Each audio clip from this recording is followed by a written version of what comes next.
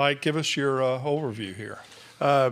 We played very well. I mean, I think that's obvious, and it always starts on the mound. And I thought Dylan was terrific as he's been, not just down the stretch, but probably since we've injected him into the rotation.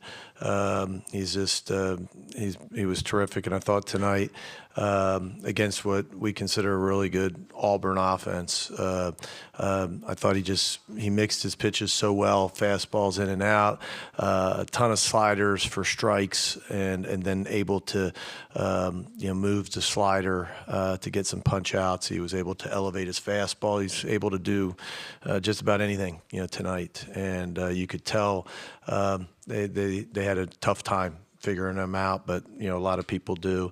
And on this field with the wind gushing in, it's runs are a premium. It's tough to score, and we didn't face Gonzalez in the regular season, but watched from afar how good he is, and knew that we were going to have to be very opportunistic and get the big hits, and we got several of them. Of course, Kevin had a terrific night, big hit with 2 outs by Kemp, and then later in the game we had some balls fall for us. We had some good fortune, which you need, but just proud of the way we played. Okay, we'll open up for questions for the student athletes. Raise your hand. We'll get a mic to you, and we'll start right there. Hey Dylan, Jared Redding, Inside the Rebels on 24/7 Sports. When you go through a groove like you did today, retiring your first 14 straight, how much of your mind is thinking about what you've done up until that point, or is it just kind of a short memory? Just moving on to the next pitch, really. Just forgetting the last pitch and just attacking the zone again. Okay, right here. This is for Kevin and Dylan, but name and affiliation. John Sokoloff with WCBI TV in Columbus, Mississippi. What was that locker room like? What was the energy like after y'all pulled this one out? Great. So it has been the last few weeks. We're just ready to keep playing some more baseball. Dylan.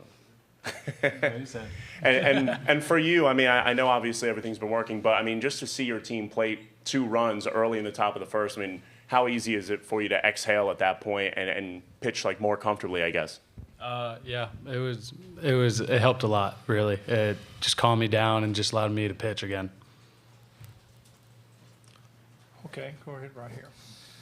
Michael Katz with the Daily Journal. Kevin and Kemp, 4 with 5 runs with 2 outs today. It's been kind of a big thing for you guys in these last few weeks over this kind of surge you've had. What's kind of been the biggest difference in that department with those timely hits? I think it's just sticking to your approach, but that's something we've emphasized since I've gotten here is getting that big 2-out hit, and that with 2 outs, even 2 outs, somebody on, there's a lot of inning left, and just keep grinding out at bats, winning pitches, and theyose 2-out runs they're huge. Those can be backbreakers. Do we have in the back here? Riley McCall with MavRadio.fm. A great win tonight. How will you guys keep up the momentum against Arkansas on Monday night? Well, I think just keep playing baseball like we have been. Just keep winning pitches and keep competing. Kemp, why don't you answer that too? It's just another game. We'll go out there, make pitches, have tough at bats, make good plays, and just play like we've been playing for the last month. Okay, who you got here? Okay.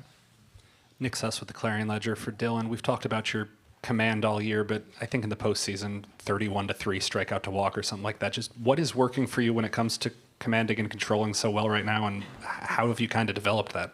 I would say mostly I just want to keep my pitch count low. So I'm just throwing it in the zone. That's literally was my game plan today. Throw it in the zone, let them hit it. If they don't hit it, good for me, but just let them put the ball in play and have my defense work for me. Aaron Fitt, D1 Baseball. Kemp, thinking back to, some inner squads maybe against Dylan. As a right-handed hitter, and you're facing a guy, with that kind of slider, how hard is it to hit that pitch? It looked like that was giving those Auburn hitters a lot of trouble today. I think I faced Dylan 8 times in the fall, and I think he got me out all 8 times. But the thing about Dylan is, he's got a wipeout slider, but if you're a left-handed hitter, he also has a changeup that he can throw. He can throw his slider to the lefty's back foot. But the most effective thing for Dylan is he can throw his fastball in and out on the plate. And as a right-handed hitter for me, he can start it off the plate and run it on the black edge of the plate. Okay. Hey, Dylan. Alec Lewis, The Athletic. What's the backstory behind the development of that slider? Beginning of the year, just my thumb was just misplaced on it, and then we just kind of slid it up a little on it to put it just instead of being on a seam, now it's on leather. So it caused me, instead of it just like tucking it, just caused it just to go out of my hand the right way. So that's really been the key to it. Okay, we have a question from the Zoom universe. Please give us your name and affiliation and ask your question. Hey, Dylan. Austin Eldridge with the Rebel Walk. In that seventh inning, when Mike came out there to visit with you after those 3 straight hits from Auburn and they got on the board with that run, were you campaigning for yourself at all to stay in the game there, or was that all coach? No, I wanted to stay in the game but I mean, he had complete confidence in me.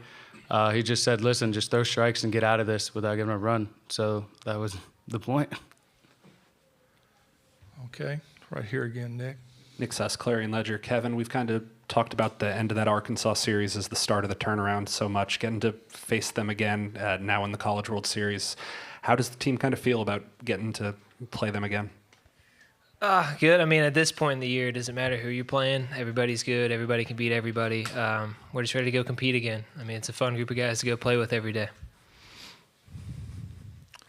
Okay, any more questions for the student athletes? If not, reminder the locker room's closed, and Mitch will help you with any other requests you might have. But guys, y'all can go. Okay.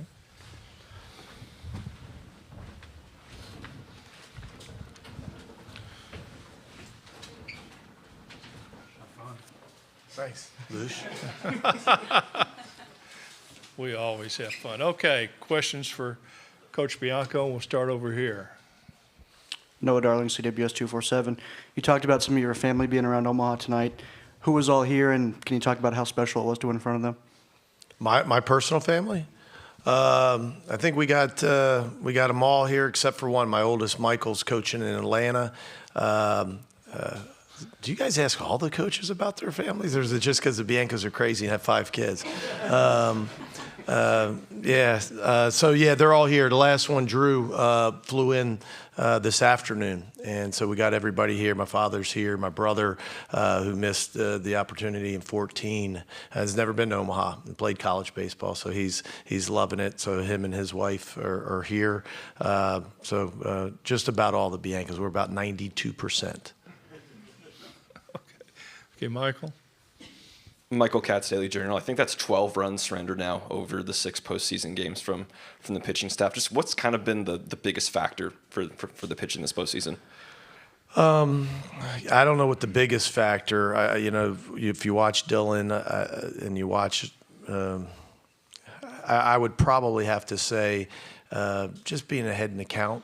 The guys are pitching with tremendous confidence, and I thought that was, Dylan today, and Kemp, I think, said it the best, on Aaron's question is, you can look at that slider, and the slider can be really nasty. He can throw a really good changeup. Not as many left-handers in the lineup, so I think we threw maybe 1 or 2 changeups today.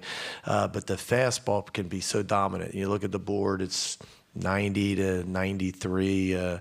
He'll bump a 94, 95, but there's a lot of low 90s, which is good, but it's not, I think impressive when you look at the scoreboard, like you see some other guys that are throwing the ball mid to upper 90s, but he commands it. It's got good run on it, and it makes them very uncomfortable, and he can throw it on both sides of the plate. And when he's ahead in the count like that, you can see that, they just they're not able to barrel up the fastball. And when you don't do that, then it's tough to get to the breaking ball. And Mallett's, of course, at the end has, been as good as anybody, that we run out there.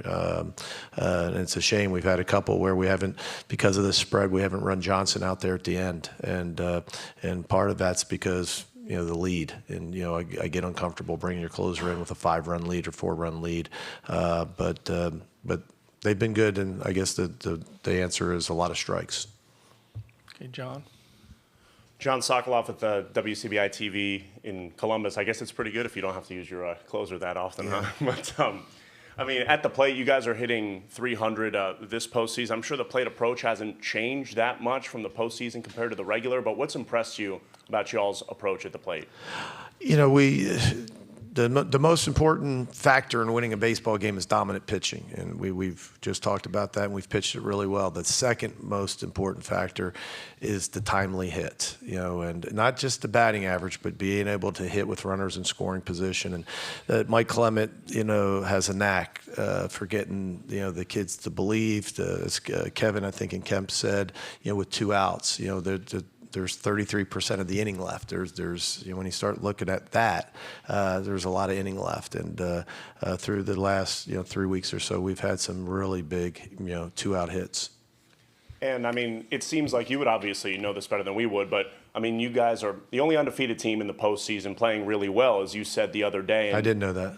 Oh, okay. Only well, undefeated one. There you go. There you go. And they just walked up there and they just won a game at the College World Series, and it seems like to me that they have a very just handle your business kind of approach and not getting too high. As a coach, how crucial is that for players to have that approach, especially with you considering you've been around for a while? Well, I think part of it is where they've come from, and we've talked about that story, and the 7-14 and being able to handle it, and it didn't look good, and there's so much pressure. Just I think. Their own demands, right? That they want to succeed, and then the fans, and it's tough, and we were in a tough spot. Once we got in, I think the slate's clean, and what I mean by that is they were fighting uphill and trying to stay alive in the deep end for such a long time that once they got in, now everybody's even, and everybody's 0-0. And they got another opportunity. Not a lot of times you get another opportunity, and so and it's a team that played well. It's not super surprising because we played so well at the beginning of the year. This wasn't a team that came out of nowhere. This was a team that was ranked number 1 at some point, for a couple weeks in mid-March, not the beginning of the season, but a month into the season, and a team that kind of lost itself, and we're able to come back. And I think once they've got that new life in them, you can see the confidence in the way they've played. Okay, Rick. Rick Cleveland, Mississippi Today. Mike,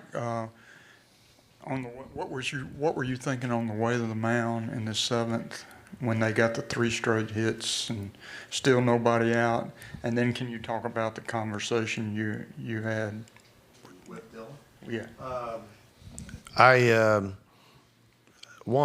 think, if I'm not mistaken, it was 3 hits in a row. I think it was a double, single, and a guy that I just wanted to make sure to check him emotionally. He's tough as heck, but man, he can be emotional, and I just want to make sure that we kind of calmed him down a little bit and just got him back into the strikes, and that was it. I knew the stuff was good, and I knew at that point, I think if I remember right, he was like in the 80s pitch wise, and so I didn't see a reason for him to come out with that lead. So I just want to make sure to get his emotions under control, and so we could make some pitches, and that's why you see that's why he's good. The good ones make pitches and get off the field. They don't just let it blow up on them, and he did that today. This will be our last question here. Chase Palm, Rivals.com. Mike, what was kind of the approach to Gonzalez a little bit? 2 weeks in a row, he and Hall kind of stayed on that sinker and were pretty aggressive in need be, but didn't chase it too much. Yeah, and just to try to get it up, we liked what we thought the left-handers could do, and so. When that happens, usually it's a good thing. We got some good left-handers in our lineup. The right-handers, needed to see that ball up. You could see they made an adjustment, after the first inning or 2, which allowed him to kind of roll there for about 3 or 4 innings, where he started running that sinker inside, and we started getting fisted. And I think he probably went a little more off speed and a little more away early on, and it gave us some opportunities to get some balls up and get some good swings on them, but you could see that Tim Hudson calling the pitches, and of course Gonzalez delivering the pitches. They made an adjustment, and it enabled him to kind of roll through some innings there in the middle. Mike, thank you. All right, thanks, guys. See you Monday night.